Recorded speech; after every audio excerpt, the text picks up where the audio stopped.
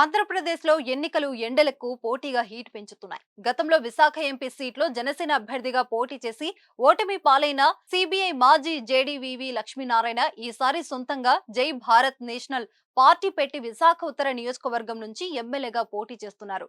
అయితే తనకు ప్రాణహాని ఉందంటూ జేడీ పోలీసులను ఆశ్రయించారు. దీంతో ఈ ఇష్యూ హాట్ టాపిక్ అయింది.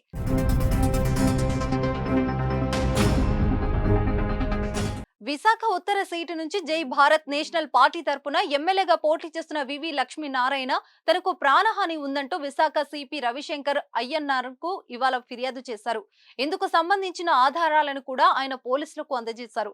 దీనిపై పోలీసులు కేసు నమోదు చేసుకుని దర్యాప్తు ప్రారంభించారు. సిబిఐ మాజీ జేడీని ఎన్నికల సమయంలో చంపేందుకు ఎవరు ప్రయత్నిస్తున్నారనే దానిపై దర్యాప్తు జరుగుతుంది. విశాఖ ఉత్తర సీట్లో వివి లక్ష్మీనారాయణతో పాటు వైసీపీ తరపున కేకే రాజు, బీజేపీ తరపున కూటమి అభ్యర్థిగా మాజీ ఎమ్మెల్యే విష్ణుకుమార్ రాజు పోటీ చేస్తున్నారు. అయితే జేడీ లక్ష్మీనారాయణ పోటీతో ఇక్కడ ప్రధాన పార్టీల అభ్యర్థులు కేకే రాజు, విష్ణుకుమార్ రాజు మధ్య ఓట్లు చీలే అవకాశం ఉందని సమాచారం. ఇలాంటి సమయంలో లక్ష్మీనారాయణ ప్రాణహాని ఫిర్యాదు చేయడం సంచలనంగా మారింది.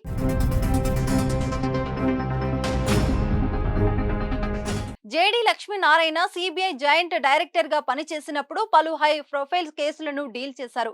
సత్యం రామలింగం రాజు కేసు నుంచి గాలి జనార్దన్ రెడ్డి అక్రమ మైనింగ్ వ్యవహారం, ముఖ్యమంత్రిపై సిబిఐ ఈడీ కేసుల వరకు అనేక కేసులను డీల్ చేయడంతో లక్ష్మీనారాయణ తెలుగు రాష్ట్రాల్లో పవర్ఫుల్ పోలీస్ ఆఫీసర్ గా పేరు తెచ్చుకున్నారు. యూపీ కేడర్ ఐపీఎస్ కు రాజీనామా చేసిన లక్ష్మీనారాయణ 2019లో రాజకీయాల్లోకి ఎంటర్ అయ్యారు. గత సార్వత్రిక ఎన్నికలో జనసేన నుంచి విశాఖ లోక్సభకు పోటీ చేసి 2,85,000 ఓట్లు సాధించి 3వ స్థానంలో నిలిచారు. అనంతరం జనసేనకు రాజీనామా చేసి తాజాగా జై భారత్ పార్టీ అధ్యక్షుడి హోదాలో విశాఖ నార్త్ నియోజకవర్గ అభ్యర్థిగా బరిలోకి దిగి ప్రచారం చేస్తున్నారు. అయితే జేడీకి ఎవరితో థ్రెడ్ ఉందో తెలియాల్సి ఉంది.